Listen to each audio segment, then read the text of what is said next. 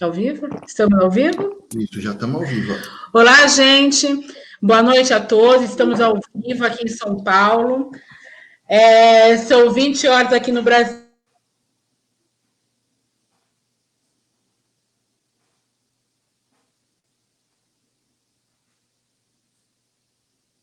Nunes, está me ouvindo? Eu estou te ouvindo. Acho que a Fabiana caiu. Tá. Fabiana frisou. Coisas da internet. Bom, gente, quem está nos ouvindo aí, não saia daí, hein? Fabiana deu uma frisada ali, mas o Nuno e eu estamos aqui, né? E o Nuno está em São Paulo, eu estou nos Estados Unidos. Daqui a pouco a Fábio vai voltar. Parece que a internet dela ali deu uma congelada. Mas não saiam daí, quem está entrando, continue, porque esse tema é um tema extremamente importante, né, Nuno? Ele é fundamental hoje, né? É a pauta do dia e, sobretudo, ter essa conexão entre o Brasil e os Estados Unidos, para nós é super importante, né?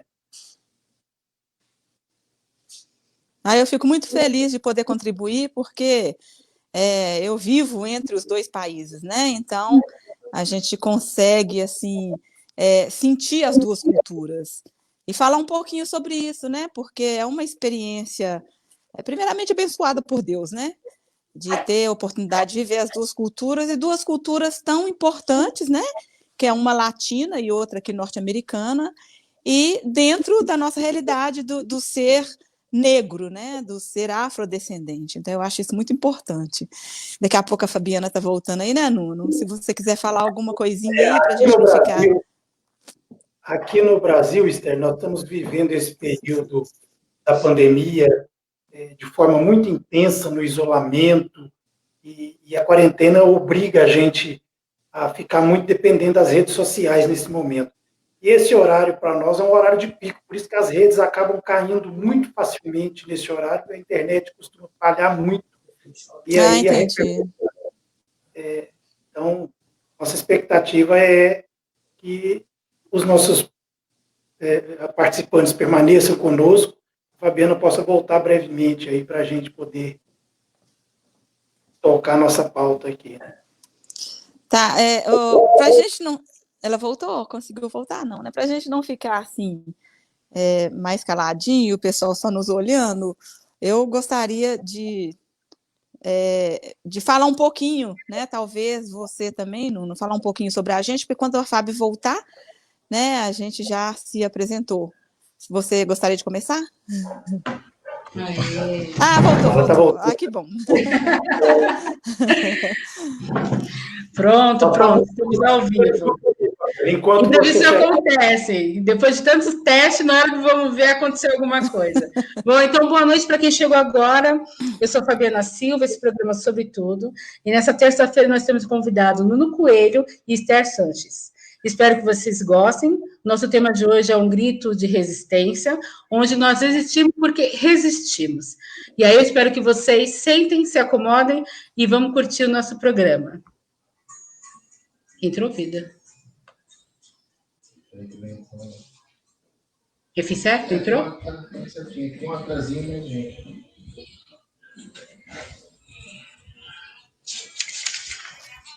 O bom é que é ao vivo. Não está aparecendo no curso. Não? Ai, meu Deus do céu. Não, aqui, ó.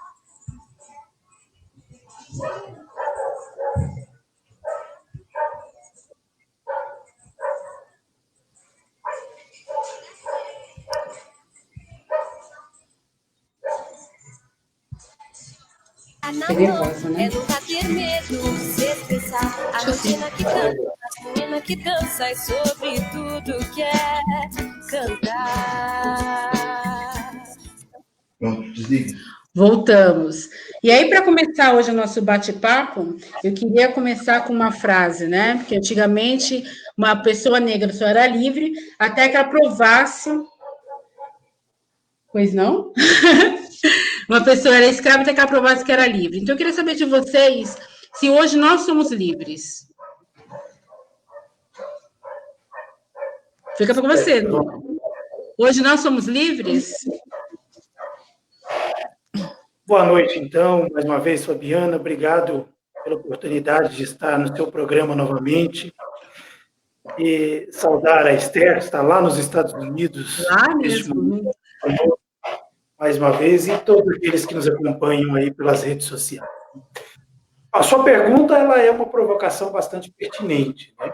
Porque, embora a abolição da escravatura já tenha acabado de forma oficial, nós ainda não temos a liberdade de fazer todas as coisas que desejávamos fazer, porque nós temos assentado na história uma porção de coisas que nos impedem dessa liberdade, de direitos iguais e de conviver com pessoas no mesmo nível, no mesmo patamar social, político e, às vezes, até ideológico, né? Nós temos hoje uma estrutura de poder, sobretudo aqui no Brasil, e a Esther certamente pode refletir a realidade dos Estados Unidos, em que nós somos um pouco ainda aprisionados. Aprisionados, então, no nosso direito de ir e vir, e aprisionados na nossa forma de se colocar, na nossa forma de expressar o nosso pensamento, o nosso desejo, como qualquer outra pessoa, né? Então, aqui no Brasil, nós tivemos uma experiência hoje, Esther, de, pela primeira vez na história do país, nós íamos ter um ministro negro da educação. Então, a sua pergunta, Fabiana, é se nós somos totalmente livres. Nós, negros, não temos essa liberdade total e plena, porque nós estamos condicionados a uma série de circunstâncias que a sociedade ou tem um preconceito sobre aquilo que nós somos ou devemos ser, ou o próprio sistema político e social nos coloca dentro de caixinhas. Se nós cabemos ou não dentro daquela caixinha, é esse sistema quem vai regular e determinar. Por que eu estou dizendo isso? Porque neste atual governo, nós temos uma série de ministros implicados em questões de justiça, nós temos uma série de ministros que já têm comprovado os seus mecanismos de desvio de recursos públicos ou de malfeitos durante a vida política, e nenhum deles caiu. Estão até hoje ministros. Né? Um ministro negro, por um desvio da sua conduta de formação acadêmica, ele não chegou nem a tomar posse. Ele foi nomeado no final da semana passada, hoje, terça-feira, ele já caiu. Porque ontem veicularam desvios, talvez, da postura dele com o currículo, etc. Quer dizer, qual é a diferença entre ele ser julgado por uma questão disciplinar e o outro ser julgado pelo Ministério Público, por questões de malfeitos, não só na vida pública, mas, sobretudo, no desvio de recursos públicos? E até hoje é ministro. Eu estou falando do ministro do Meio Ambiente, Ricardo Salles, por exemplo. Então, nós não temos liberdades, nós não temos direitos iguais. Nós não podemos fazer tudo ou ter direito a tudo que os outros têm. Né? Os outros é uma sociedade branca e ainda muito pautada por uma cultura eurocêntrica. No seu ponto de vista, Esther, ainda somos escravos ou somos livres? Bom, boa noite, Fabiana, boa noite, Nuno, boa noite a todos que estão nos ouvindo aí. É uma honra participar desse programa e com um tema tão pertinente, né? Um tema tão importante, principalmente para mim que vejo o Brasil, né, de fora para dentro e vejo também os Estados Unidos de fora para dentro, né? Quando eu estou no Brasil, eu vejo com o olhar de lá para cá. Né? Eu quero voltar um pouquinho só, não na história, mas no que nos foi oferecido. Né?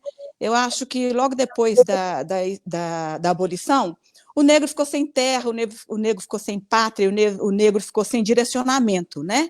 E isso nos trouxe vários problemas. E a gente não está aqui para chorar o leite derramado, né? Mas simplesmente para observar o que realmente aconteceu e ver por que estamos passando por essa situação agora, o que foi um pouco diferente da história americana, porque o negro no norte do país já havia, né, se estabilizado. Quando o negro do sul do país foi abolido, eles tiveram quem seguir, né, e um direcionamento maior. Então, no Brasil, o que aconteceu, o que está acontecendo também, são dois problemas muito grandes. Primeiro, nós não tivemos o direcionamento que nós deveríamos ter, né, na época da abolição. Então, a gente continuou escravo justamente por isso, a gente não foi direcionado. Então, a gente não tinha um modelo a seguir, né? E o segundo problema maior é que, quando nós começamos a ter algumas oportunidades, as oportunidades eram de subserviços, porque nós não éramos qualificados, né? E, infelizmente, nós ainda não somos qualificados o suficiente, né, para estarmos em determinadas situações. Isso está acontecendo agora. Há alguns anos atrás, quando o Maurício Pestana era o secretário da CEPIR, né, daí de São Paulo, eu participei de 2 fóruns que ele promoveu aí, que foi o São Paulo Diverso, né, onde eles obrigaram as grandes empresas, a grandes companhias, e esteve aí o presidente da Coca-Cola, que era um afrodescendente, juntamente com o consulado americano, né, que dá muita atenção também para esse problema de igualdade racial.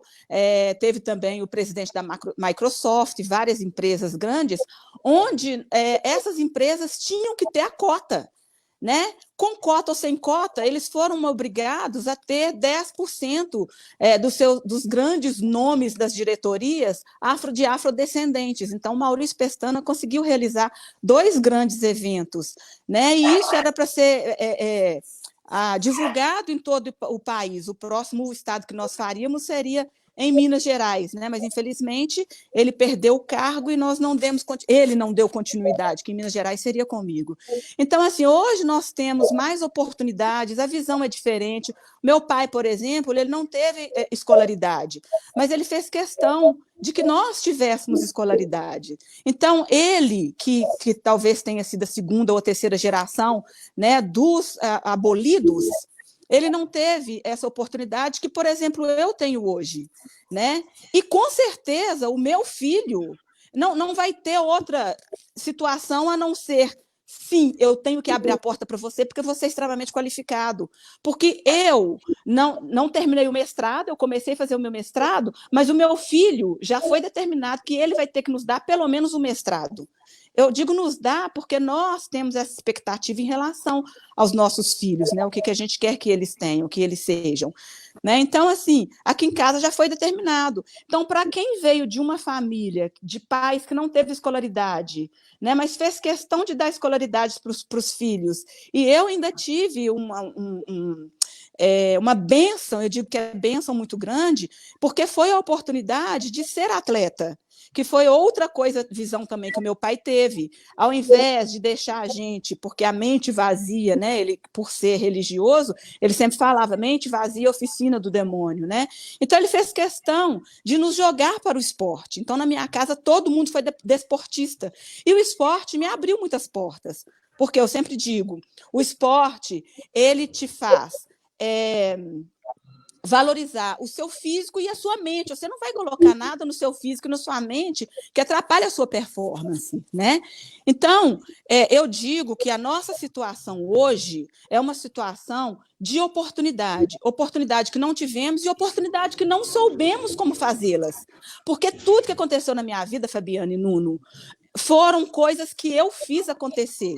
Eu me tornei atleta aos 14 anos de idade e, aos 15, uma amiga minha foi convidada a participar do projeto Futuro Minas, que o Fábio, o marido da Fabiana, participou também. Ela foi convidada, ela não quis ir. Eu peguei a carta e falei: me dá essa carta aqui, eu vou ligar para o técnico. Então, eu fiz essa porta abrir.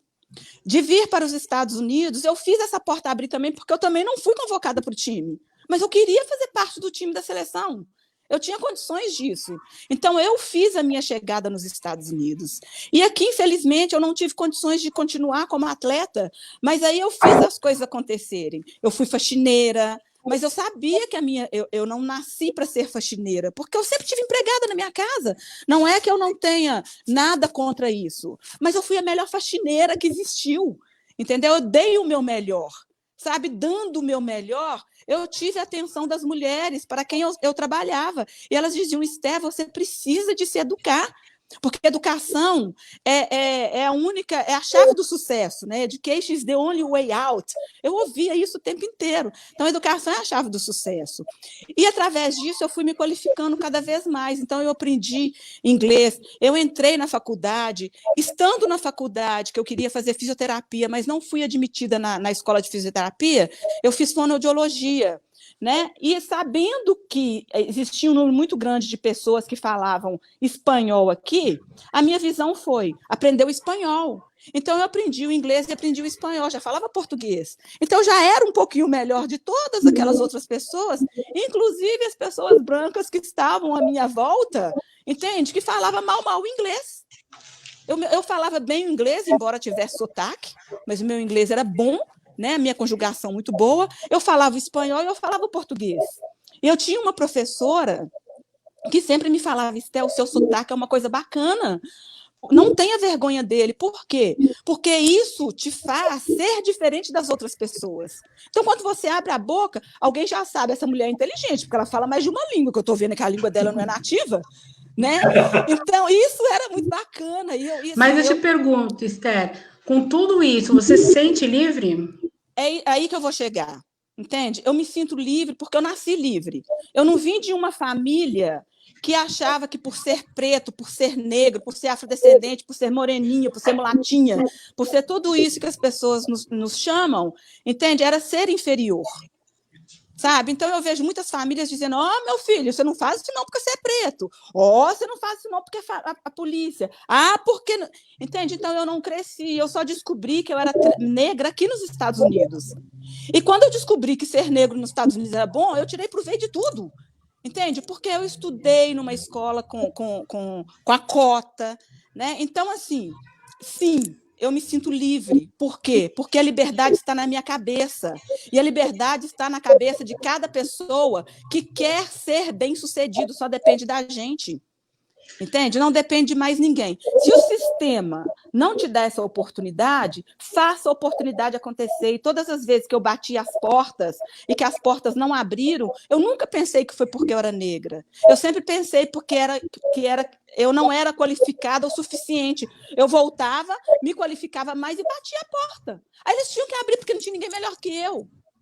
Entende, Fabiana? Então, assim, hoje, por exemplo, o Nuno falou aí agora a respeito do nosso ministro, né? O único ministro. Eu já tinha questionado isso várias vezes, desde o primeiro dia. Eu sempre mando cartinha para a presidência e falo, gente, mas não tem nenhum afrodescendente nos representando. E quando chega alguém, entrou um agora, fiquei super feliz, mas eu não vi o movimento negro, sabe, gritando e falando, finalmente... Sabe, esse governo aí que está todo mundo contra ele colocou um afrodescendente, sabe? Eu não vi isso acontecer. Inclusive, um amigo meu, branco, falou, gente, a única pessoa que eu ouvi falar, feliz, né, de ter um afrodescendente agora no ministério, foi Esther Sanches. Então, assim, hoje, estou falando isso, né, sem crítica, hoje eu posso dizer o seguinte, eu conheci os últimos 4 ministros da CEPIR, os últimos 4 eu conheci. Inclusive uma mulher, né? A penúltima foi uma mulher baiana. E eu vi que nenhum deles se interessaram de fazer muito pelo nosso povo. Foi tipo assim, eu saí do gueto, entendeu? E não quero nem saber do gueto, sabe? Eu saí de lá e eu não me importo com o povo de lá. Entende? Uma vez eu estava no gabinete de um dos ministros e ele recebeu uma ligação do Maurício Pestana, que tinha na época a revista Raça. E a preocupação dele era ser capa da revista. A preocupação dele não era apresentar políticas importantes para o nosso povo, né, para fazer essa mudança. Então, assim, eu vejo também, Fabiana e Nuno, que às vezes, quando a gente sai da nossa zona de desconforto que é ser pobre e ser negro, e tem uma posiçãozinha um pouco melhor, a gente não faz muito para ajudar o nosso povo. A gente não volta ao nosso povo para dar para eles o que a gente conseguiu, o que a gente conquistou. Eu acho que isso está faltando muito na gente também, entendeu? Essa união. Está faltando muita gente também em todos os setores públicos, mas gente qualificada, gente que não se esqueça de onde veio, entendeu? Eu acho que é por aí. Então, se somos livres, somos porque nascemos livres. Mas precisamos de fazer muita coisa para que todos se sintam livres. Entrando um pouquinho dentro do que a Esther falou, eu queria ressaltar. A Adriana Ávila fez um comentário aqui sobre a gerente que trabalhou com ela na empresa, sobre qualificação, e era uma mulher negra. E a Esther falou sobre vários assuntos numa resposta. Eu queria enfatizar um pouquinho. Ela falou sobre faxineira, né? Recentemente, o AD Júnior colocou no Instagram dele que nós não faremos uma nova geração de empregadas domésticas.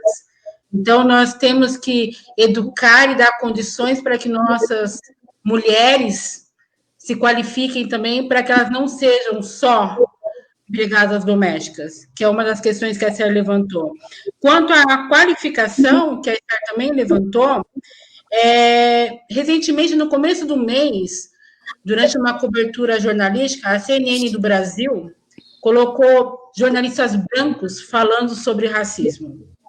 E a ex-consuleza, automaticamente ao vivo, criticou. E aí eles, sentindo toda a crítica que aconteceu, colocaram jornalistas negros para falar sobre o racismo.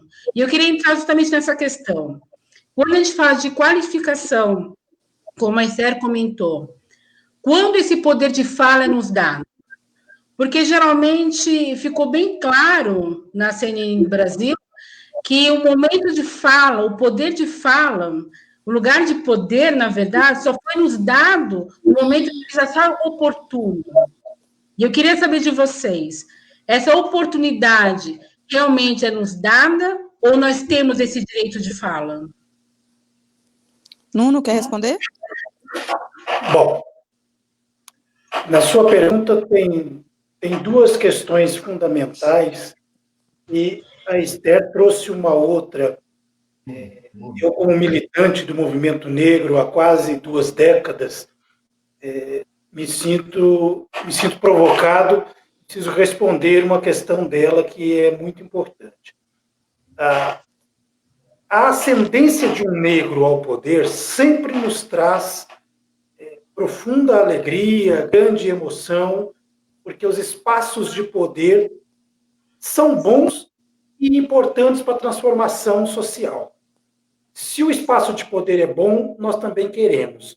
Se ele é importante para a transformação social, nós fazemos parte dessa sociedade e precisamos ocupar esses espaços. Agora, a pergunta que a Fabiana faz é o lugar de fala. Este lugar é para todos, independente da sua raça ou da sua cor? Esse lugar de fala tem que ter qualificação. Então, a nossa não manifestação solidária à ascendência de um ministro negro neste governo não é pelo fato dele ser negro ou não, é pelo fato do que ele representa. É o fato do lugar dele de se apresentar. Não é porque ele é negro que nós vamos, então, aceitar a ideologia que ele representa. O presidente da Fundação Cultural Palmares é um negro e ele foge completamente da ideologia que nós construímos e pregamos ao longo de décadas na construção desta liberdade do povo negro. Então, é um negro que não nos representa. Lá no Congresso Nacional, nós temos vários deputados negros. Tem um deles que todas as vezes que se dirige à história do negro no Brasil é de forma desqualificada. Toda vez que ele se refere a identidade de um herói negro, como Zumbi dos Palmares, agora mesmo, uma das lutas do movimento negro é para que o Estado brasileiro, em especial a Marinha, dê anistia a João Cândido, né? João Cândido fez 140 anos a semana passada e até hoje ele não é reconhecido pelo Estado brasileiro como uma liderança negra. Ele não foi, nem ele que foi abatido na luta por defender os marinheiros negros naquele período da luta dele. Até hoje ele foi assassinado e a família não foi indenizada. Então, quer dizer, este lugar de fala, ele precisa ser um lugar qualificado. As pessoas precisam ser preparadas para falar sobre nós. As pessoas precisam ter o mínimo de capacidade ideológica, social e política para falar de nós, né? Ou sobre nós. Sobretudo, sobre nós. Né? Então, estes ambientes todos que nós estamos tendo agora, e esse período da quarentena inaugurou para nós esse espaço muito novo das lives, por exemplo, onde a gente tem conversado muito sobre essas temáticas diuturnamente, e os últimos acontecimentos, tanto aqui no Brasil quanto aí nos Estados Unidos, a Esther participou bem desse período recente, quando aflorou esse debate da questão racial e do lugar do negro nessa sociedade. Nós temos que ocupar esses espaços para falar exatamente sobre essas questões. Mas este lugar de fala hoje é exclusivo do negro? Não. Eu acho que a CNN acertou quando ele traz jornalistas brancos para falar sobre a questão racial, porque a questão do racismo não é uma questão do negro. A questão do racismo é central na sociedade. Ele precisa estar na pauta do dia, em todos os lugares e com todas as pessoas que podem se apropriar para falar com qualidade. Então, eu estou procurando hoje, Esther, os nossos aliados brancos. Eu acho que o movimento antirracista, ele não tem que ser exclusivamente dos negros. O movimento antirracista tem que ser da sociedade. Então, essa população branca antirracista precisa se somar a nós. Essa população branca que é contra o preconceito, que luta contra o racismo, que tem coragem de enfrentar, como nós enfrentamos cotidianamente, o racismo em todas as esferas dentro da sociedade, precisam estar conosco, precisam ser chamados para esse debate. Eu acho que a CNN acertou quando ela põe o tema racismo na boca dos seus jornalistas brancos para que eles possam desenvolver uma linha de raciocínio sobre isso, desde que isso ajude a fortalecer o nosso movimento. Perfeito. Eu concordo, sim, porque analisando o racismo no Brasil, muitas pessoas discordam de mim, e eu já, de antemão, já peço desculpas, né, em relação à minha visão, né, logicamente, isso é uma visão que eu vivo diariamente no Brasil, né?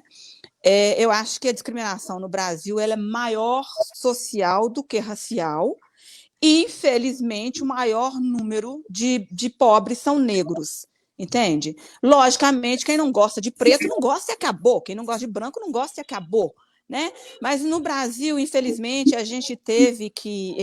a gente acabou aceitando isso, até mesmo pela nossa história. O Brasil tem muito mais uma mistura do português com o negro, né, do que aconteceu nos Estados Unidos. Aqui não eu não gosto de preto e acabou. Você pode ser branco, você pode ser amarelo, você pode ser o que for, entendeu? Se eu não gosto de negro, pronto, acabou, e cada um está no seu espaço.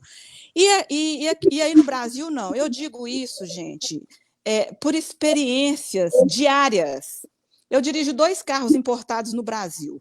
Eu chego de chinelo, de bonezinho virado para trás, de shortinho, no meu carrão importado, eu sou vista de uma maneira e tratada de uma maneira. Eu chego de Chanel, toda bonitona, com meu motorista, eu sou vista de maneira completamente diferente. Então, eu acho que nós temos que voltar lá na nossa educação, entende? E educar a família e educar as crianças, porque as crianças elas têm que aprender a respeitar o ser humano de uma maneira geral, seja ele mulher, seja ele negro, seja ele asiático, seja ele pobre, seja ele rico, seja ele o que for, entende? Porque se a gente começar a educar essas crianças lá no berço, nós vamos ter um adulto mais bem resolvido em relação a isso, entendeu? Tá, olha, é bíblico né, que nós devemos amar o nosso próprio como amamos a nós mesmos. Né? Então, eu acho que todo mundo tem que amar todo mundo. Mas não, a gente não precisa de gostar de todo mundo, não. Entende? Se eu não gosto de você por causa da cor da sua pele, problema é meu. Entendeu? Você fica na sua. E a mesma coisa que você tem que respeitar o meu espaço. Se você não gosta de mim por causa da cor da minha pele, por causa do meu cabelo duro, respeite o meu espaço. Você não tem que gostar disso. Mas você tem que amar. Você tem que me respeitar. Porque isso é lei de Deus e é lei do homem. Entendeu? Então, assim, em relação ao que a pergunta que foi feita, né?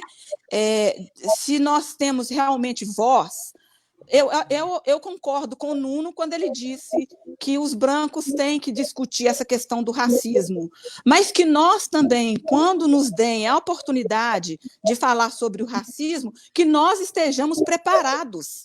Sabe? Que a gente não volte lá na nossa história. A história é maravilhosa, gente. E nós temos que tirar o melhor dessa história, mesmo que ela tenha sido dolorida, mesmo que ela tenha derramado muito sangue, mesmo que ela tenha criado muita morte. Sabe? Foi por causa dos escravos no Brasil que nós temos essa história linda que nós temos hoje, que nós construímos o Brasil. Então, vamos aprender a tirar o positivo da coisa mais negativa? Tá certo. Sabe, a gente tem que chorar mesmo, tem que lutar mesmo por esses anos que a gente foi escravizado.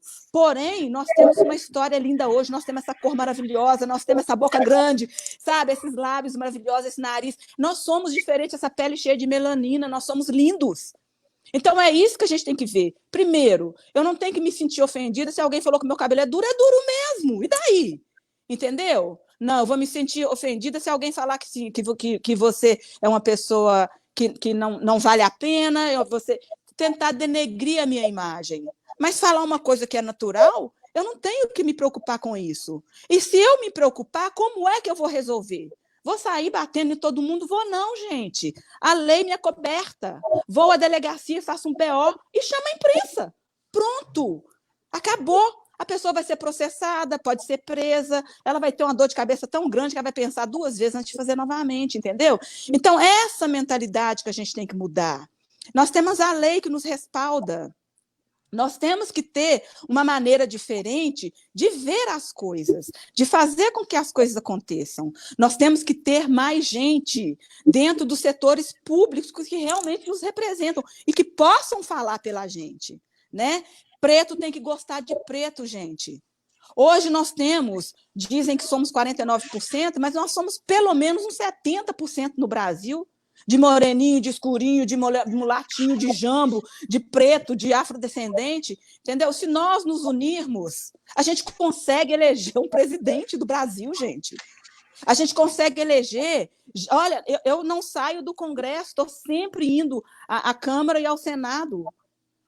Eu vejo pouquíssimos negros, entende? Eu conheço uma afrodescendente dentro da Câmara Municipal, da Câmara Federal, entendeu? Que é a Rosângela Gomes, do Rio de Janeiro. Eu não conheço outras afrodescendentes. E tinha a Thieron, né, da Bahia. Não conheço muitos afrodescendentes. Eu não conheço muitos afrodescendentes no Senado. Nós precisamos de gente lá em cima, capacitados para nos representar. Nós precisamos de gente na Câmara Municipal, nós precisamos de pessoas na Assembleia, nós precisamos nos setores públicos, de pessoas que sabem, que reconhecem de onde nós viemos para nos representar, porque não adianta também eu querer colocar uma pessoa branca me representando se ela não sabe dos meus desafios. Né? Então, nós chegamos hoje nessa situação no Brasil. Nós não podemos também copiar como que os afrodescendentes americanos estão lidando com a história, né? Porque a nossa história é diferente. Sabe? Nós temos uma cultura diferente. Nós temos as vestes diferentes. Nós somos, com todo respeito aos afrodescendentes americanos, nós somos muito mais bonitos, entende? Nós somos mais capazes. A gente só não tem a força que eles têm. A gente só não tem a união que eles têm. E é isso que a gente precisa de ter, gente. A gente precisa desse momento agora, mesmo que o nosso ministro da Cultura tenha mentido, a gente precisa agora de falar, não, mas a gente quer que ele fique aí, vamos dar uma oportunidade para ele. É o único negão no Congresso, no Ministério, sabe? Vamos dar uma oportunidade para ele. Mentiu, sim, mas olha a história dele. Não foi à toa que ele chegou onde ele está. né? Então, assim, mesmo que ele saia, porque eu acho que ele deve sair, porque, assim, para as nossas crianças, né, como todos os outros que mentiram, não só ele, né, para as nossas crianças, vai ser meio complicado saber que o ministro da Educação forjou, né, certos documentos para chegar onde chegou. A gente não está aqui para discutir isso. Mas se a questão for que ele fique, que nós sejamos unidos agora, façamos uma petição, né, um abaixo-assinado, e que a gente mande lá para a presidência e fala, não, nós afrodescendentes queremos dar essa oportunidade para ele, ou então coloca outro afrodescendente no lugar dele. Né? Eu acho que precisa muito disso, dessa nossa união, para a gente lutar, e as eleições estão chegando, gente. Preto vota em preto. Eu quero iniciar essa campanha, porque a gente vê quem é qualificado e vamos colocar essa pessoa lá para nos representar. Porque se um número grande de negros votarem nos negros, a gente não precisa nem que branco vote na gente. Perfeito. Queria aproveitar um pouquinho da fala do Nuno, juntar com a da Esther e fazer uma outra pergunta para vocês. Eu comentei sobre a cobertura jornalística da CNN do Brasil, a respeito de jornalistas brancos falando sobre racismo, e depois a postura deles colocando jornalistas negros falando sobre racismo.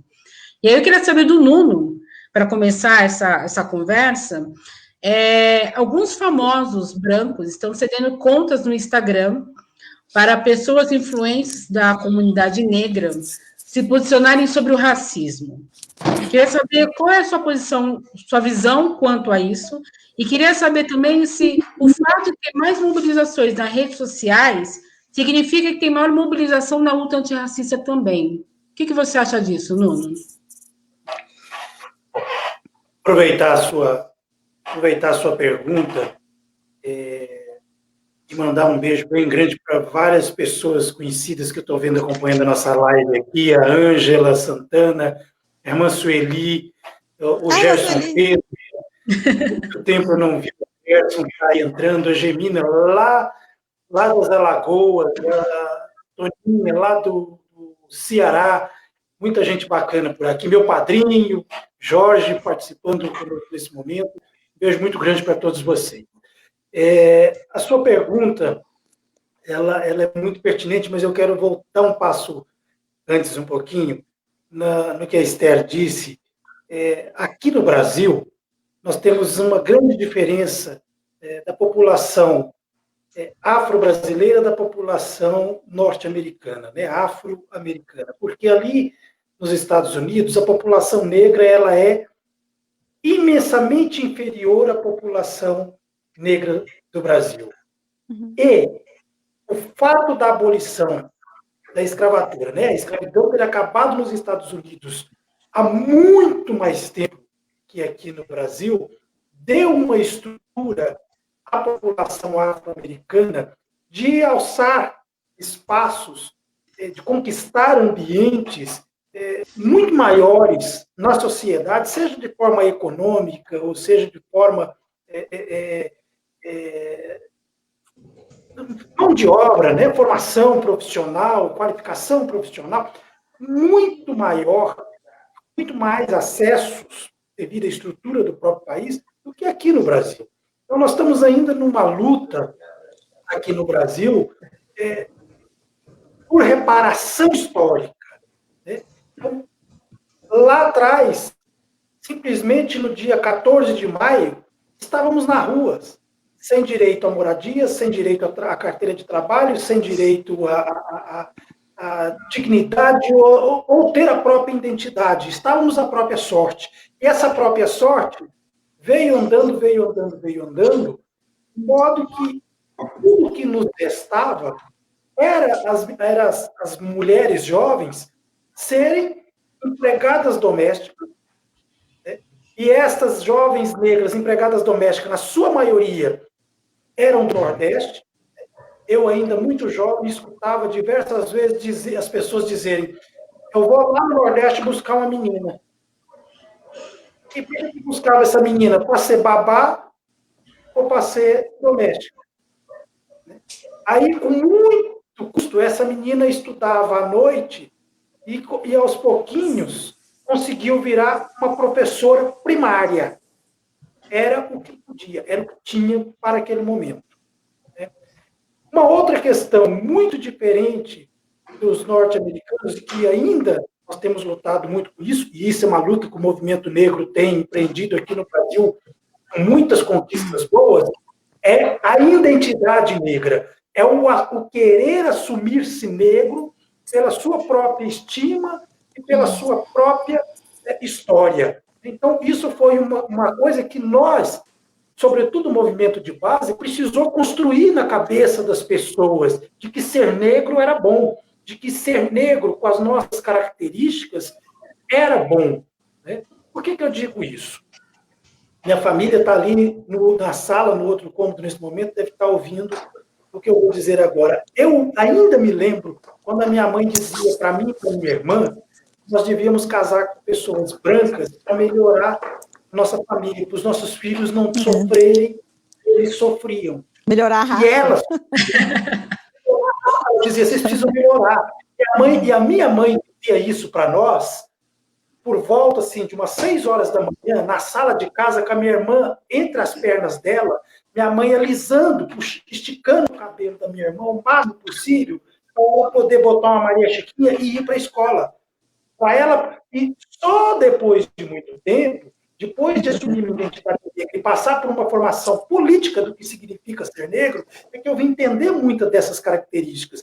Minha mãe amarrava o cabelo da minha irmã e passava babosa no fim de semana que ela tinha no quintal de casa, para ver se a minha irmã era um pouco mais aceita na escola, se não passava tantos preconceitos, né, pela sua identidade negra, pelo seu estereótipo de negros, porque isso era motivo de bullying na sala de aula. Isso era motivo...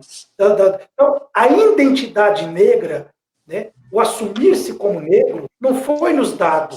Nós tivemos que buscar essa identidade negra e, politicamente, ir descobrindo esse ser negro no nosso cotidiano aqui no Brasil. Né? Saber que ser negro era bom. Então, a partir do momento que a gente foi descobrindo que ser negro era bom, e que, paralelo a isso, o Estado brasileiro começou a implementar políticas afirmativas, políticas de acesso, políticas de direitos, né? E o negro começou a ocupar espaços que antes lhe era relegado pela sociedade, pela estrutura do próprio Estado, os negros começaram a perceber aquilo que Obama dizia aí o tempo todo: nós podemos. Então, a minha irmã teve que lutar para ser aceita na sala de aula, na universidade em que ela estudou medicina, estudou odontologia. Porque era uma universidade particular, na sua maioria classe média alta, e ela era a única negra na sua sala de aula. Então, hoje ela tem autoestima de ser uma mulher jovem, negra, dentista. Isso é uma autoestima. Não foi dado. Foi conquistado. Né? Então, muitos dos nossos hoje, assumir essa identidade negra ainda é uma luta, mas já é uma luta bem menor do que no passado, quando se abria o jornal, o tabloide de empregos, e no rodapé estava dizendo lá, esta vaga tem que ter boa aparência. Este boa aparência significava muita coisa nessa identidade negra, que nos feria de morte. Nos feria de morte. Já se fazia ali um apartheid que no Brasil nunca foi oficial. Então, o movimento negro fez essa luta, o movimento negro vem buscando cada vez mais ocupar esses espaços, né? E aí, respondendo a sua pergunta, Fabiana, esses espaços nas redes sociais em que personalidades brancas estão nos oferecendo hoje e estão trazendo para nós, é este compromisso importante. Eu dizia lá atrás, a questão do debate racial não é só do negro. Ele precisa estar na mesa, ele precisa estar na sala, ele precisa estar nos nossos espaços de diálogo, de reflexão, ele precisa ser ocupado por todos os espaços das redes sociais, né? Mas não mais como uma alegoria.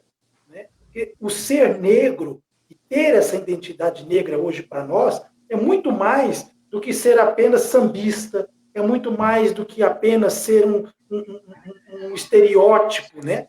De sexualidade ou de cultura, porque antigamente olhava-se para o negro, qual é o lugar do negro? Ou é no samba ou é na capoeira. Ou, quando com muita sorte, no futebol, né, ocupando... Então, o negro hoje ele tem que estar onde ele quiser, ele tem que estar em todos os espaços que ele puder estar e que ele conseguir estar. E aí nós precisamos desse apoio, nós precisamos ter esse apoio cada vez mais da comunidade branca, né, nos abrindo portas, nos cedendo esses espaços, somando conosco na construção de uma nova postura social, né, de uma nova postura em que todos sejamos iguais. Sejamos iguais, como a Esther disse, utilizando um carro importado, vestindo uma boa roupa de marca, né? Porque ter coisas boas não é ruim. O ruim é quando você extrapola os limites, né? Começa a tirar de alguém para poder ter mais. Quando você começa a fazer do capitalismo o centro da sua vida, né? A você ter boa vida, boa qualidade de vida, você construir um espaço de sociabilidade, isso é saudável. Né?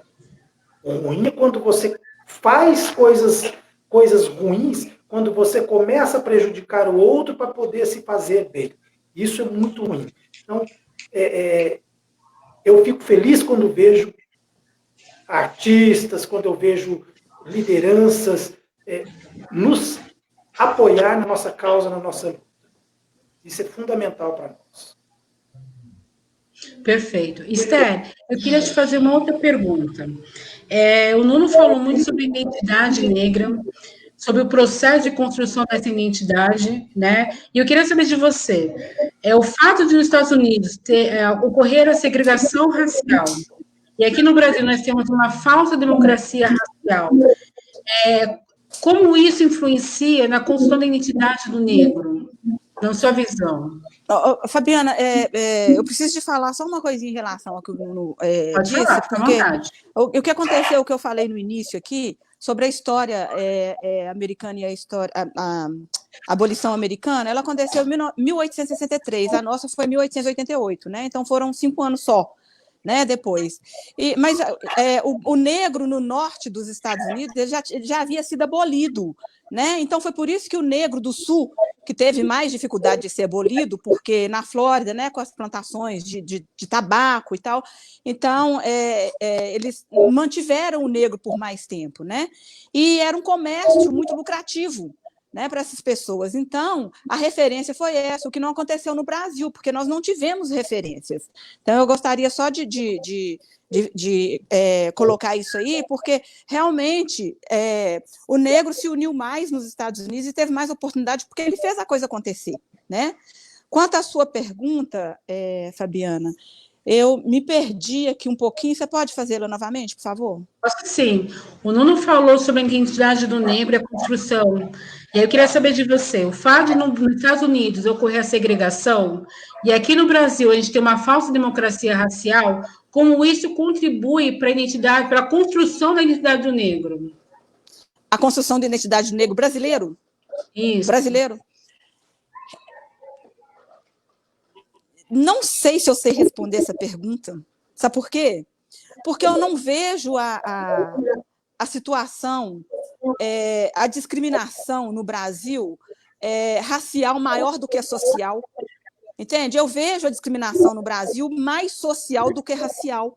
E o negro bem-sucedido, bem vestido, ele é bem aceito. Entende? É a minha visão. Né? Então, eu não sei, por exemplo, dizer em São Paulo. Então, eu acho o seguinte, que nós temos que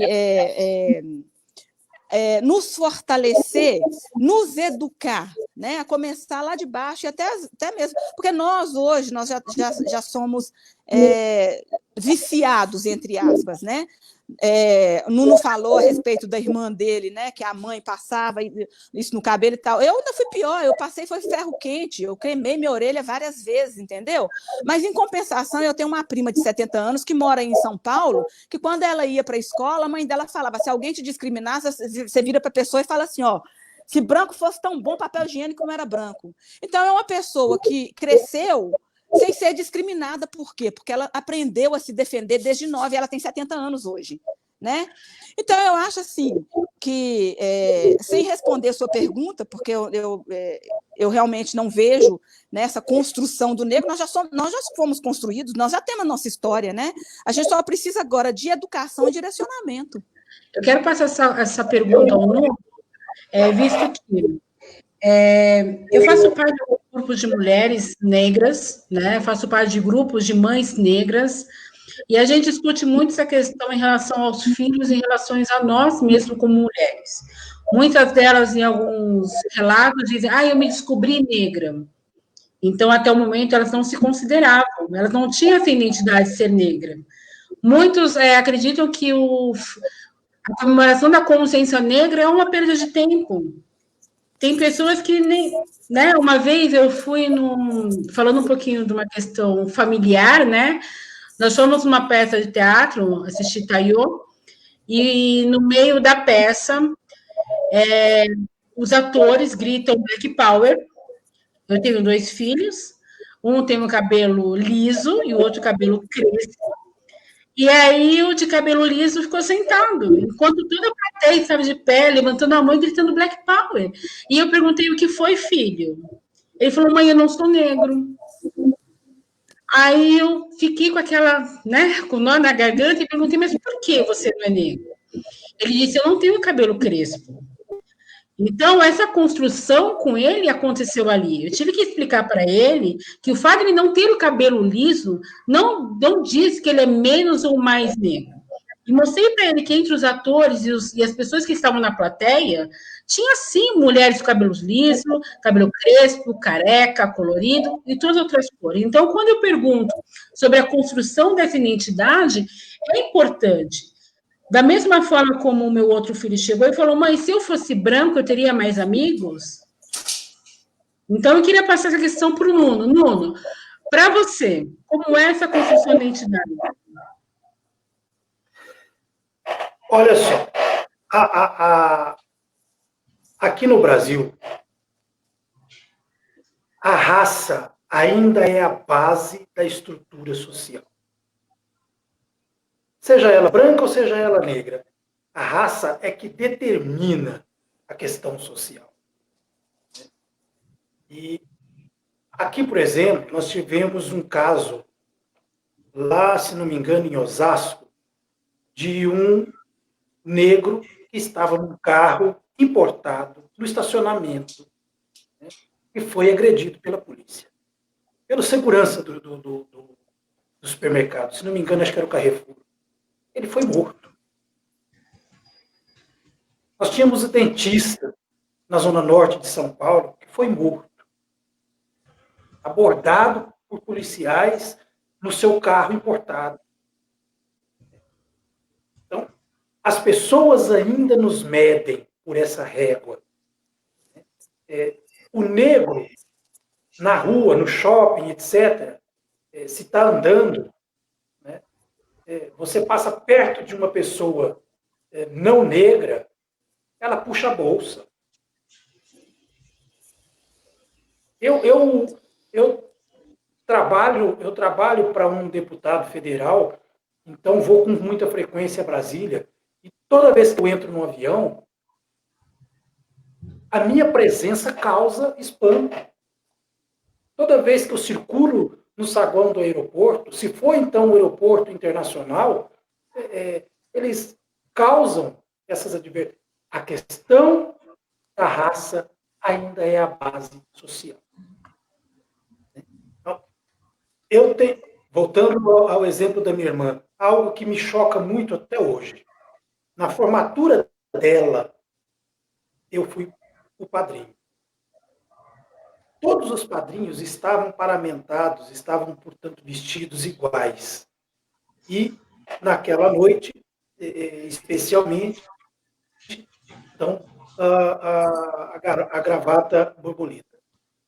Uma convidada passou por mim, pegou uma pilha de pratos no jantar e disse que eu já podia recolher. Eu olhei para ela e simplesmente devolvi os pratos e disse: senhora, dá uma olhada no salão. Todos os padrinhos estão iguais. Eu sou Tem um gente que padrinho. faz de sacanagem também, né? Não, é automático. É automático. Tem gente que faz de sacanagem, que não aguenta ver preto, que não aguenta ver preto bem-sucedido. Aquelas frases prontas, sabe aquelas frases prontas assim? Tá vendo? Fez porque é negro. Negro, se não faz na entrada, faz na saída. Essas coisas assim estão no cotidiano da sociedade. Ó, neguinho, tá vendo? Olha, você vai ter que servir pelo menos para ser jogador de futebol. Essas coisas. Não, eu não quero ser jogador de futebol, eu quero ser dono do clube. Perfeito. Mas eu acho que isso a gente aqui tem que trabalhar na gente mesmo, e nós, como pais, tem que trabalhar nos nossos filhos, entendeu? Meu filho, por exemplo. Nós, a nossa identidade. Meu filho, por exemplo, é filho. Essas coisas. Meu filho é filho de paquistanês, entendeu? Com negona aqui brasileira, entendeu? Então eu olho para ele e falo, negrinho. Ele fala, negrinho não, mamãe, eu sou negão. E, no entanto, a identidade dele, porque a gente não tem, quando a gente vai responder censos, a gente não pode colocar que a gente é brasileiro, então ele é asiático, entendeu? Porque o pai é paquistanês. Quem olha para ele pensa que ele é um índiozinho, mas ele sabe que ele é negão. E a gente mora numa cidade que deve ter mais ou menos 3 famílias negras, incluindo a minha, entende? Então, ele estudou numa escola de mais ou menos 800 alunos, que ele era o coloridinho da escola. E ele nunca se sentiu menor por isso. Por quê? Porque ele sabe que a mãe dele é uma pessoa que tem uma autoestima muito grande, entendeu? E ele me chama de macaca e eu chamo ele de macaquinho. E os amiguinhos deles, todos eu chamo de macaco branco, entende? Então, ele sabe que isso não é uma coisa que vai deixá-lo menor. E ele já sabe que se alguém chamá-lo de macaco, ele vai ver o tanto que o macaco é inteligente, sabe? Se realmente o homem evoluiu do macaco, então nós somos a base da evolução. Isso não tem que diminuí-lo. Meu filho fala 3 línguas, sabe? Ele tem uma autoestima lá em cima, então não são coisas pequenas que vão deixá-lo para baixo. Incomoda sim. Mas como é que a gente vai resolver isso? E como é que a gente vai partir de agora para diante, gente? Entende? É não mais se preocupar com essas coisas pequenas que incomodam, mas vamos resolvê-las de maneira dentro da justiça. Mas o que a gente pode fazer daqui para frente para que sejamos uma raça de respeito, sabe? Onde a gente chegar, e se alguém chegar para a gente dar esse monte de prato, porque você está com um taxiro, né? um terno diferente, eles vão pensar que você é simplesmente um serviçal? Não. Entende? Para que olhe para você e fale, pô, essa pessoa aí é um ser humano e está aqui porque tem qualificação, não é? Então, isso a gente tem que mudar. Como é que a gente vai fazer essa mudança daqui para frente? O que a gente tem que fazer? Porque a história a gente já sabe. Várias tentativas nós já tivemos. Foram tentativas de sucesso? Não. Então, vamos deixar as que não foram de sucesso para lá. Vamos agora, a partir de agora, ver o que é importante. É importante colocarmos gente qualificadas dentro das repartições públicas. Então, vamos começar com essa política de preto vota em preto? Então, vamos preparar os nossos pretos que vão entrar nos cargos para que eles possam nos representar? Então tá, então não é isso que a gente vai fazer. O que a gente vai fazer em relação à escolaridade? Vamos apresentar dentro do Congresso, né, no Senado e na Câmara, propostas para que isso pode acontecer dentro das escolas, lá a partir do 3º ano, nos jardins, entendeu? Na base, né? Para que todas as pessoas sejam respeitadas, mas o quê? O que é que a gente pode apresentar e cobrar, né, dos nossos governantes, das pessoas que estão em cargos políticos, em cargos públicos elevados, para que a gente possa ter uma diferença positiva. Acima de tudo, que sejamos respeitados, independente de qualquer coisa, e que sejamos aceitos em qualquer lugar, que sejamos qualificados, que eu talvez tenha uma condição financeira um pouquinho melhor, com a sua que é um pouquinho melhor, com a dele que é um pouquinho melhor, que cada um que der um pouquinho, a gente possa pagar um curso bom, porque infelizmente as nossas escolas públicas são terríveis. E a maioria dessas pessoas afrodescendentes, elas estudam em escolas públicas. Então, vamos pegar um grupo de pessoas, nos unirmos para que a gente possa pagar uma escola de qualidade, para, infelizmente, é só isso que a gente pode fazer agora, para que uma pessoa, pelo menos uma pessoa, seja mais qualificada e ela, quando tiver numa situação financeira melhor, que possa ajudar as outras também. É isso que a gente tem que fazer, essa união, abraçar isso. O que a gente pode fazer juntos para fazermos a diferença? Para que a gente possa ser respeitado, bem visto e bem quisto dentro de todas as sociedades. Esther, deixa eu fazer uma apanhada aqui e eu quero que o Nuno responda, tá bom? Dentro de tudo que a Esther falou, a Anjaína, falei nome? Anjaína Santos, ela falou um pouquinho da questão de como o preconceito e algumas falas vão além do incomodar, né? Eu e meu esposo, nós estávamos numa reunião no Aristocrata Clube, né? Todo mundo sabe que faz parte aí do nosso movimento negro. E aí, no meio de uma conversa, um grupo, como eu falei para vocês, a gente acaba acompanhando vários grupos de mulheres, e uma mãe veio com uma fala, e essa fala nós levamos justamente para o Aristocrata, conversamos com a Marta, que é a presidente hoje do Aristocrata, referente ao auxílio. Por quê? Nós tivemos, naquela semana, um adolescente de 14 anos que havia se matado em casa, e quando a mãe chegou do serviço, ele estava lá enforcado, porque ele sofria bullying na escola. E as palavras, elas realmente machucam, elas ferem, afetam a nossa autoestima, ela acaba fazendo com que nós nos sentimos inferiores, mesmo não sendo. Uma outra questão que a Esther levantou foi a questão de as crianças e a educação. O que nós podemos fazer? Recentemente, como não houve, né, a questão do Enem e tudo, teve algumas pessoas que estavam com mais qualificadas ou com um poder aquisitivo maior, os quais pagaram a inscrição no Enem para adolescentes negros participarem e terem oportunidades. E eu queria saber do Nuno. Nuno, quando a gente fala sobre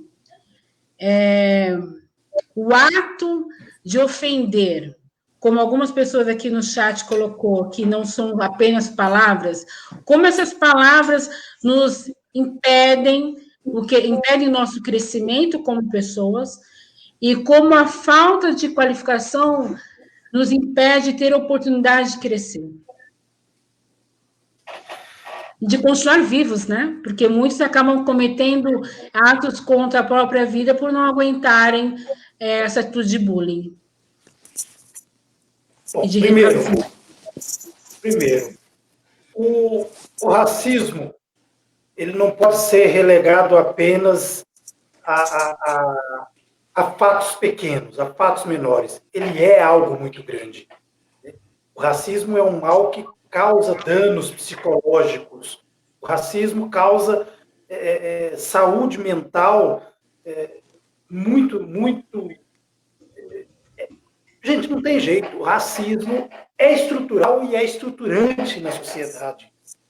Esses simbolismos todos que se utiliza, né, relegar a imagem de um ser humano, por exemplo, a um animal, causa, sobretudo na criança, no adolescente, que ainda está na formação da sua identidade. Olha, nós somos humanos. A base da minha formação humana ela não pode ser limitada à imagem de um animal. Esses simbolismos são utilizados para nos ferir, para nos diminuir. E é isso que causa transtornos em todas as pessoas. Quando o jogador de futebol, quando você vai lá no estádio de futebol e joga uma banana no campo e fere aquele jogador, o ato simbólico feriu não só a um jogador, feriu toda uma comunidade. E é contra esses simbolismos que a gente luta cotidianamente e vamos seguir lutando, porque a gente não aceita esse tipo de ação. Toda uma ação maléfica tem tem reações maléficas. Então, nós precisamos destruir esse ambiente de ódio na sociedade, descaracterizar esse clima de ódio na sociedade. E isso a gente só faz através da educação, do diálogo, da formação, né? E concordo com a Esther, elevar a autoestima das pessoas para as coisas boas, para as coisas necessárias, para as coisas importantes, é fundamental, mas nós não podemos esquecer que existe uma estrutura que nós precisamos ainda destruir. Existe uma base estruturante na sociedade, e é histórica, em que nós precisamos desconstruir através dos nossos atos, das nossas ações, dos nossos diálogos, ocupando os espaços e tendo o nosso lugar cada vez mais forjado na luta do movimento social, do movimento histórico, porque o Estado não nos dá nada. Governo nenhum nos oferece nada. Tudo que nós tivemos dos últimos governos, principalmente, foram lutas históricas que nós empreendemos na sociedade e, ao longo dos anos, fomos buscando fazer com que o Estado se reconhecesse racista, sabe? Que essa democracia racial, onde todos têm direitos iguais, onde a sociedade é plena, isso é uma utopia, está muito distante ainda da realidade brasileira. Nós precisamos, no cotidiano da nossa vida, ir desconstruindo isso. Olha, gente, essa democracia racial que vocês um dia escutaram, ou que alguém disse, é algo que a gente precisa desconstruir. Isso ainda não existe. Nós estamos buscando, nós estamos construindo os espaços para isso. Nós ainda estamos lutando muito para isso, né? Então, eu vejo que sonhar é importante. Se a gente não sonhar, a gente não vive, a gente não acredita que nós possamos ter as mesmas qualidades, as mesmas condições e os mesmos direitos. Nós precisamos sonhar, né? Eu sou muito utópico, a utopia faz parte da vida. É a utopia que nos move. Então, agora, diminuir o racismo e desqualificar o preconceito que ainda tem sobre nós é algo que a gente precisa combater. Ele existe, ele está presente, ele faz parte do nosso cotidiano, né? Quem tem dúvida disso, mude de lugar comigo, pelo menos por 24 horas. Perfeito. Agora, uma questão para a Esther, eu acho que vamos fazer uma ponte entre Brasil e Estados Unidos. O Nuno falou sobre lutas históricas, né? E aí eu queria saber de você uma questão, Esther. Muitas pessoas acabaram comparando as manifestações que aconteceram nos Estados Unidos com a do Brasil. E aí algumas pessoas acabam confundindo manifestação com resistência. O fato do brasileiro se manifestar de forma diferente do povo americano, no caso, com a morte do Floyd, não quer dizer que nós não resistimos. Mas eu queria saber de você, que está aí nos Estados Unidos, qual é a sua visão disso? E depois do Nuno. Os Estados Unidos tem uma história, né, de manifestações para a liberdade, a real liberdade do afrodescendente, né? É uma história de manifestações. É como eu disse antes, né? É meio complicado a gente, o brasileiro, tentar copiar as maneiras que o americano lutou e luta pelos seus direitos, porque as nossas histórias são diferentes. Eu acho que manifestação é muito importante, entendeu? Mas, infelizmente, em algumas manifestações que aconteceram no Brasil, e como aconteceu aqui também, né, não foram manifestações pacíficas, não foram manifestações realmente lutando por uma mudança, né? Acabou virando um vandalismo. Mas eu acho, respondendo a sua pergunta, eu acho que a partir do momento que você se coloca diante de um problema, né, e manifesta em relação a ele, a mudança tem que acontecer, né? Aqui nos Estados Unidos, por exemplo, foram vários grupos que se uniram, não somente, né, o afrodescendente, mas várias etnias se uniram, e no mundo, né? Então, essa manifestação aqui nos Estados Unidos foi copiada mundo afora. A manifestação no Brasil, eu acho que o impacto ela foi muito menor, né? Eu acho que poderia ter sido maior o impacto aí no Brasil e que tivesse dado continuidade, porque aqui está havendo continuidade, né? e, inclusive, já houve no Congresso, na Câmara, né? Na Câmara Federal, já teve apresentação lá. Nós já estamos vendo resultados, né, de tudo isso. Alguns jornais já não escrevem mais a palavra black, faz simplesmente a letra B em maiúsculo, né? Alguns policiais já foram despedidos, já está havendo uma reforma também dentro das academias de polícia, né, para que esses policiais sejam mais qualificados, e a gente não vê o resultado no Brasil, né? E é essa frustração, às vezes, que a gente vê em relação ao Brasil, as manifestações do Brasil e as coisas que acontecem no Brasil. Houve a manifestação, deveria ter havido um relatório, e esse relatório com assinaturas, e tivesse sido enviado para o Congresso, para a presidência, para o Ministério, seja lá quem fosse responsável por receber isso, entendeu? Então, não deu continuidade. Então, a frustração que eu vejo em relação a isso, as duas manifestações, tanto no Brasil quanto nos Estados Unidos, é que nos Estados Unidos as pessoas se unem, que sejam só os negros ou negros com outras etnias, e eles continuam levando a coisa adiante e traz resultados, né? E no Brasil, infelizmente, a gente não consegue trazer o resultado. Até agora, o que houve? Houve a manifestação e houve algum pedido? Houve alguma mudança, né? Então, o que a gente está vendo são simplesmente pessoas comentando em relação a isso.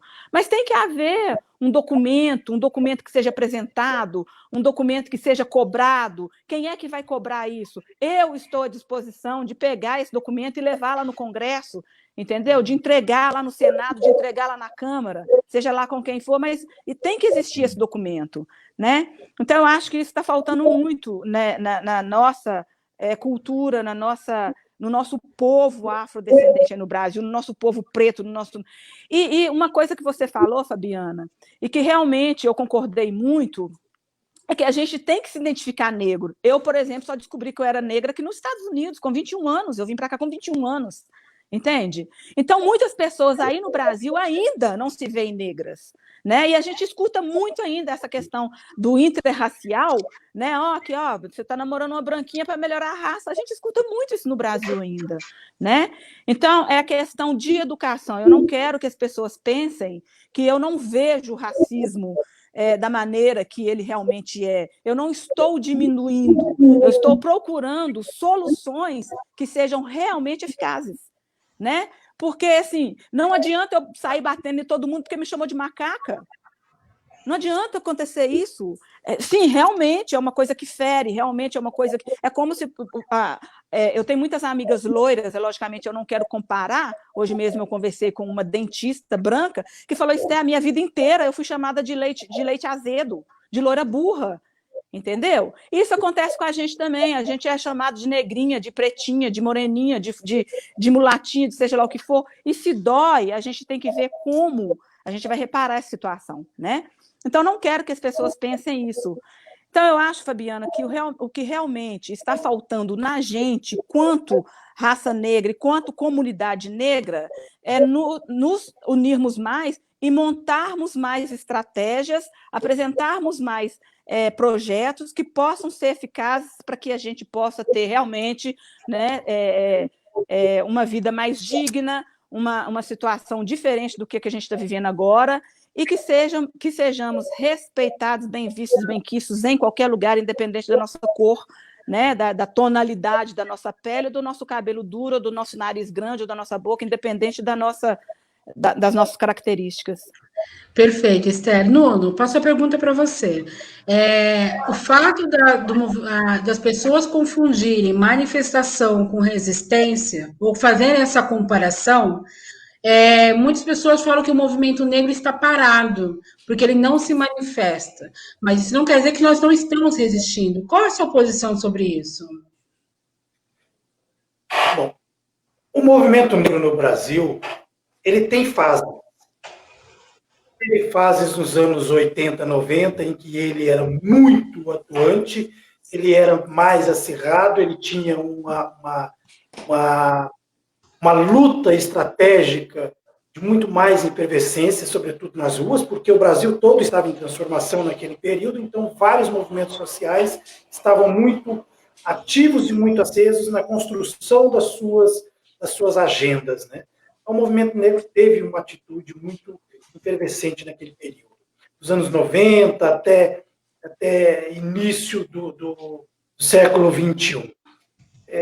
No início dos anos 2000, nós tivemos um período em que nós acreditávamos que com a ascensão de um presidente popular da base e que abraçou as nossas agendas, ou seja, recepcionou as nossas demandas, nós entendíamos ali que estávamos começando a construir um ambiente de políticas estruturantes para a população negra no Brasil. Então, o movimento negro meio que deu uma arrefecida, porque nós estávamos numa ascendência de agendas e de ações afirmativas muito pertinentes à causa do negro no Brasil. Nós éramos, inclusive, uma referência para o mundo, né? Um governo que constitui uma estrutura ministerial para tratar especificamente da agenda étnico-racial com ênfase na população negra. Então, nós conseguimos um programa de saúde para a população negra, nós conseguimos uma política de cotas para jovens negros ascenderem à universidade pública e privada, nós conseguimos cotas para o mercado, para os concursos públicos, seja ele federal, municipal, estadual, enfim, conseguimos, então, uma ascendência nesses aspectos. Nós havíamos conseguido um reconhecimento das políticas públicas para uma população afro-religiosa que estava apartada da sociedade e das estruturas de poder, né? Nós conseguimos trazer à luz a certificação, titulação de terras para as comunidades de quilombos, então um programa para as comunidades de quilombos, quer dizer, nós vínhamos numa tendência muito grande. E aí, o movimento social meio que deu uma arrefecida. Embora o racismo ainda estava presente, ainda os preconceitos eram muito fortes, né? A população negra em si, ela começou a achar que estávamos em berço esplêndido, né?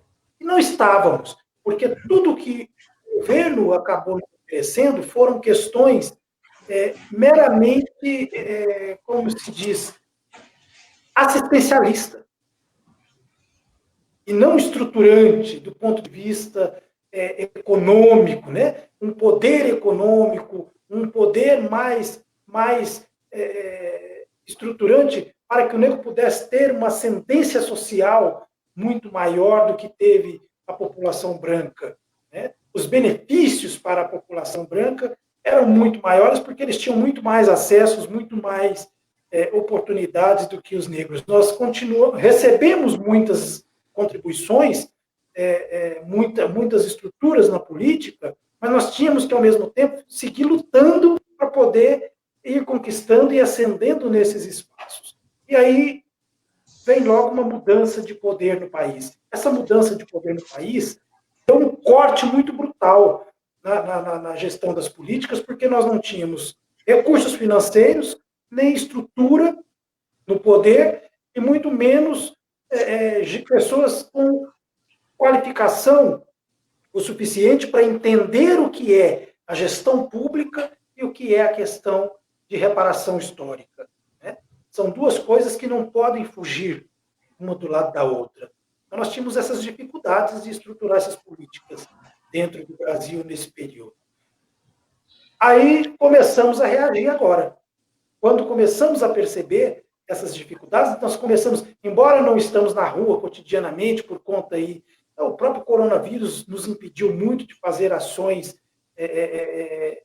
de rua, de ocupar as ruas como deveríamos ocupar, mas as reações estão acontecendo. Nós constituímos no Brasil uma força gigantesca hoje que se chama Coalizão Negra por Direito.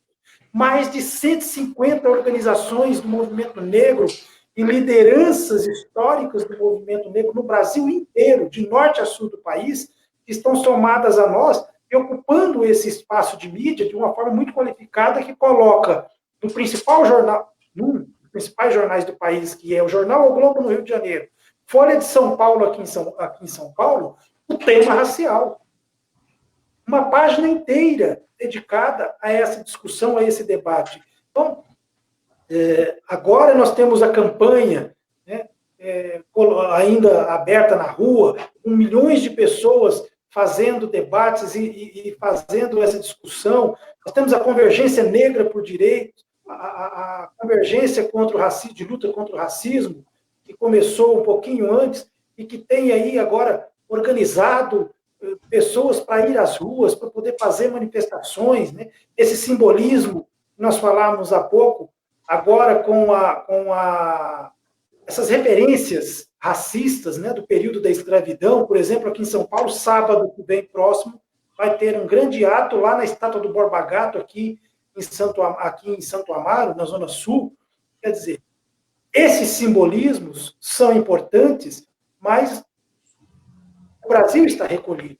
Então, nós temos que ocupar os espaços e os instrumentos que nós podemos fazer para resistir. Estamos ocupando, estamos fazendo esses debates quase que cotidianamente, todos os dias praticamente tem lives sobre esse tema racial, todos os dias nós temos pessoas abordando nas várias redes sociais esse tema. O que nós precisamos é saber utilizar cada vez mais esses instrumentos novos, ocupar essas novas ferramentas que a internet nos oferece, para a gente poder ir cada vez mais longe, cada vez mais distante na sociedade, para poder discutir e debater esses temas. E nas oportunidades que tivermos, agora a força tem vindo aí das torcidas organizadas, né? Graças a Deus se somaram a nós, e da forma que pudermos, dentro desse período de pandemia que estamos vivendo ainda, verificar como a gente pode se manifestar. Mas estamos atentos, né? Nós estamos vigilantes o tempo todo, né? Não estamos deixando de reagir e de resistir na nossa luta antirracista e buscando nossos parceiros na comunidade branca, né? Os não negros, para poder somar conosco nessa nossa luta que é cotidiana. Perfeito. Nós temos exatamente 8 minutos para finalizar a nossa live, falando sobre um grito de resistência, porque existimos porque resistimos, e eu queria que a Esther, se tivesse a oportunidade de falar, né, uns 4 minutinhos, para que o Nuno pudesse ter fala depois, explicar para a gente, Esther, no seu ponto de vista, fazendo um apanhado geral do que nós conversamos, queria saber de você se nós estamos evoluindo, se estamos no caminho certo. Fabiana, você me passou uma responsabilidade muito grande, né? De falar se estamos ou não no caminho certo, né? Eu acho que tudo aquilo que traz um resultado positivo é o caminho certo, né? Eu acredito em educação, né? E eu bato esse martelo há anos, né? Que a gente tem que começar lá da base, né? A gente precisa de uma educação completamente diferente e a gente precisa realmente de políticas que funcionem mais do que as que estão funcionando, né? Tentar verificar o que foi feito até agora, que não trouxe resultado nenhum, parar de bater nesse mesmo martelo e começar a apresentar novas políticas, novas estratégias, novos projetos e cobrar. Montar uma força-tarefa aí, né, como o Nuno falou, que já existe aí no Brasil, tantas pessoas que estão resistindo, que estão fazendo. Agora, depois, né, que o George Floyd foi assassinado, né, talvez as pessoas estão fazendo com muito mais vigor, infelizmente, como ele mesmo disse, não estão podendo ir às ruas por causa da pandemia, né? Mas eu acho que a gente precisa realmente de montar estratégias e trazer resultados. Por exemplo, eu tenho o plano de levar para Minas Gerais a Casa da Mulher Brasileira. Eu faço eventos de mulheres. Então, desde 2002 que eu faço eventos de mulheres e faço uma ata e apresento essa ata, né, no Ministério da Mulher, né, que não existia quando eu comecei a fazer. Então, eu sempre mando. Então, assim, todas as manifestações, as iniciativas, tudo que for feito, eu acho que deveriam fazer um documento, enviar, né, para os ministérios ou para a presidência. Eu sempre faço desse jeito. Tudo que eu faço dessa maneira. Por exemplo, outro projeto que eu tenho agora é de abrir uma universidade, entende? Para afrodescendentes e pobres, né? Então, assim, eu estou buscando parcerias, né, com universidades como a Harvard, como o Hospital City of Hope, já estou bem avançada em relação a isso, é um sonho que eu quero realizar como missão, entende? Para dar oportunidade, né? Eu tenho certeza que vou dar muita oportunidade para afrodescendente, como dito antes, a maioria de nós somos, né, sem condições financeiras, então eu quero apadrinhar pelo menos, né, uns 100 alunos e levar daqui dos Estados Unidos pessoas que podem apadrinhar por ano cada aluno no curso de medicina, cursos relevantes, né?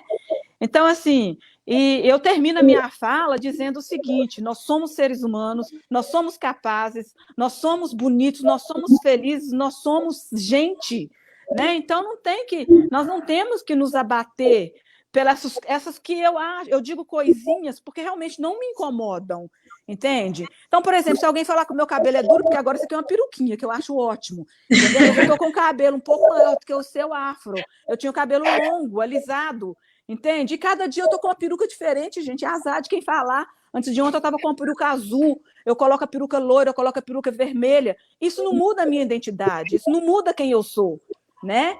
Então, assim, eu acho que a gente precisa, primeiro, de gostar de ser preto, de não assustar quando alguém fala. A minha cabeleireira um dia falou comigo, quando eu tinha cabelo grande que eu alisava, ela falou comigo: Esté, mas você é preta. Eu assustei. E olha que eu já tinha descoberto há uns 20 anos que eu era preta. Entendeu? Então, a gente precisa disso. A gente precisa de gostar de ser preto e gostar de coração, né? E a gente precisa de lutar por essa questão, mas lutar de maneira positiva, de lutar de maneira inteligente. E volto lá atrás. Te machucou porque te chamou de negro, de cabelo duro, de macaco, de narizão? Leva para o lugar certo, sabe? Quando chegar na delegacia e se o policial falar que você não está certo, aí você simplesmente uma coisinha, leva ele no poder público, entendeu? E vai lutando, e lutando, e lutando, até que todas as pessoas compreendam, entende? Que ela tem que te respeitar independente da sua cor, independente da maneira que você é, da maneira que você está se portando, entendeu? Então, eu termino a minha fala com essas palavras: goste mais de você, goste mais da sua história, goste mais da sua cultura, divulgue isso, principalmente para você mesma, porque se eu repito todos os dias para mim que eu sou bonita, daqui a pouco vai estar todo mundo me achando bonito, entendeu? Então, eu acredito nisso, eu sou muito positiva em relação a isso. E, olha, tem que ser uma coisa muito negativa mesmo para me deixar para baixo, porque eu aprendi muito cedo a tirar o positivo das coisas mais negativas que a vida te oferece, entendeu? Então, eu acho que o caminho é por aí. E, principalmente, educação, gente. Educação de base. Educação para que as pessoas possam te respeitar, independente de quem você é, te respeitar como ser humano. E quero agradecer de coração, Fabiana, pela oportunidade, um prazer imenso ter conhecido o Nuno, ter revisto o Fabião e principalmente conhecido você. Espero conhecê-la pessoalmente em breve.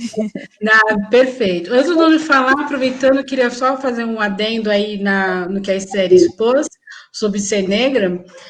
Para quem não acompanha o programa Sobretudo, lá eu falo um pouquinho também da minha história. Eu sou fisioterapeuta formada, né, com pós-graduação, com mestrado também.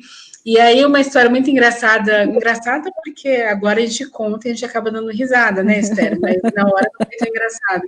É a primeira fisioterapeuta negra que eu conheço. Sério? A secretária, ela interfou na minha sala e falou: doutor, o paciente chegou. Aí eu falei: pode pedir para entrar.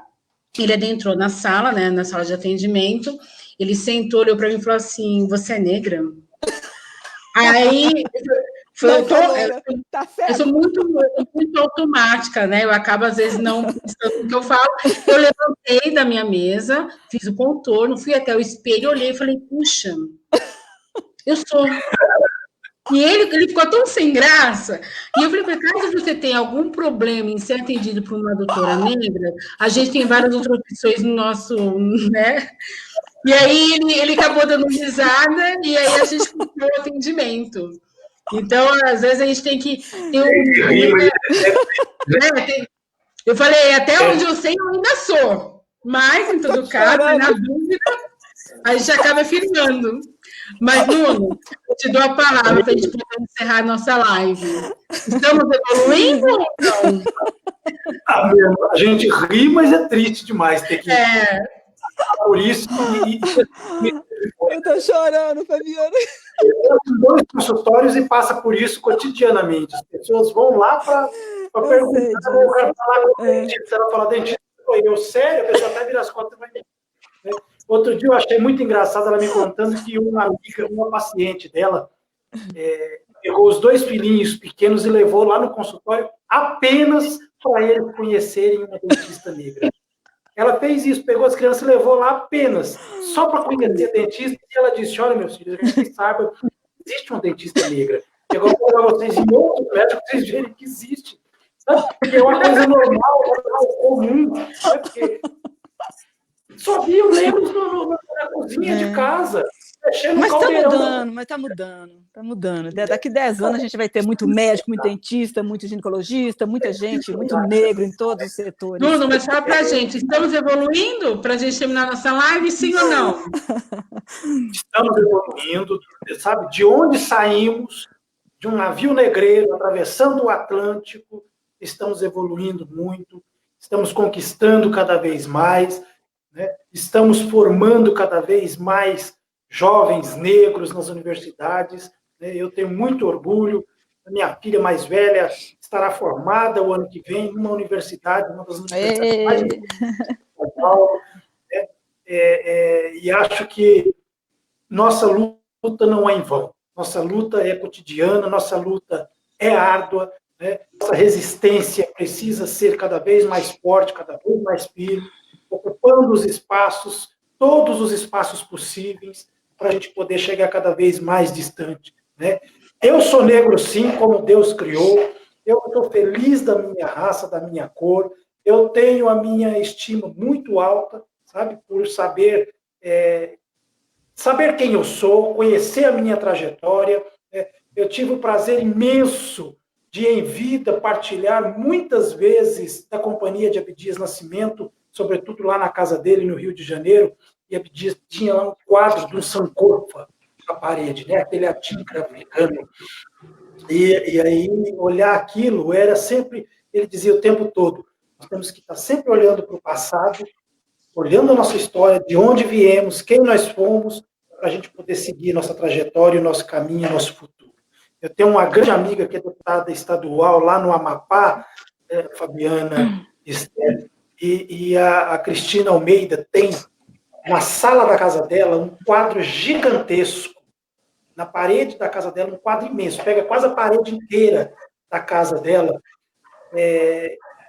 uma casa de madeira, como essas casas que nós temos no sul do Brasil, uma grande casa de madeira e uma árvore gigantesca, era um sítio, uma chácara, uma coisa assim, uma árvore gigantesca na frente, e a Cristina Almeida está lá debruçada assim, como aquela preguiçadeira que tem no Nordeste, ela está assim debruçada numa janela, olhando para aquela árvore adiante, né? E eu custei a perceber que aquela mulher na janela de madeira era a Cristina Almeida, e eu perguntei, é você? Ela falou, esta casa é a casa onde eu fui criada a minha vida inteira, uma casinha de madeira no meio da roça, né? Hoje eu estou aqui nesta casa, então eu preciso de vez em quando dar uma olhada para esse quadro. É o nosso Odinka, é o nosso olhar para trás. Eu falo isso para os meus filhos o tempo todo.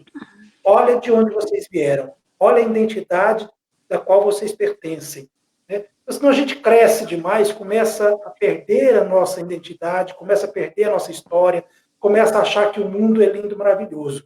Ele pode ser lindo e maravilhoso, mas para chegar nesse lindo e maravilhoso, nós temos que fazer um caminhar muito longo. Se não nós diretamente, os nossos ancestrais fizeram esse caminho para nós chegarmos aqui, né? Então, eu fico quem não feliz. sabe de onde veio, não sabe quem é, né, Nuno? Eu acho que isso é muito interessante. Fiquei muito feliz com a oportunidade, Fabiana, que você nos deu com esse tema tão oportuno e tão presente, e de ter conhecido a Esther, essa pessoa muito querida, muito amada, vindo ao Brasil. Vamos tomar um café lá no Gerondino, que é uma cafeteria muito chique em São Paulo. Vamos sim. Eu quero agradecer. Só um minutinho, Fabiana, por favor. Gente, eu sei que está tendo uma controvérsia muito grande aí, uma confusão danada aí em relação ao presidente da Palmares.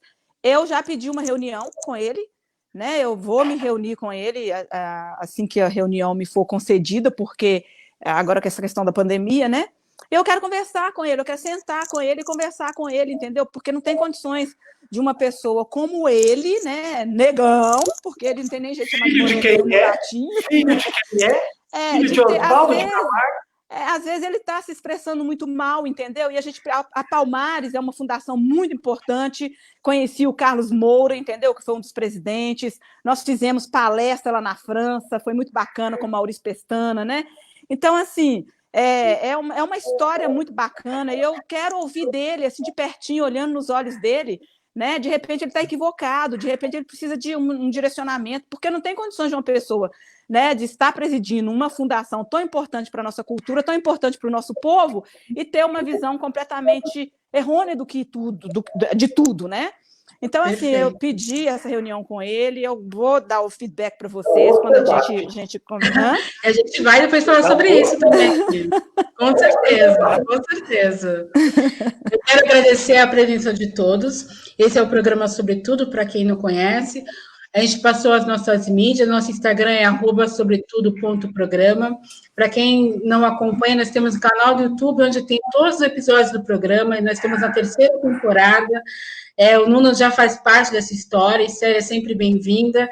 Aguardamos ela aqui no Brasil e quero que todos nos acompanhem. Próxima terça-feira, às 20 horas, vamos falar sobre hip hop, arte e educação, e espero que vocês curtam. Obrigada, gente. Olha aqui, gente, o meu bebê. Olha só, que lindo. O meu bebê negão aqui, ó. Perfeito. A gente vai interromper a transmissão pelo Facebook, mas o Nuno vai ficar comigo um pouquinho ainda, tá bom? Nos bastidores. Um beijo para todos e até mais. Obrigada. Com Deus, gente. Tchau, tchau. Comigo, hein?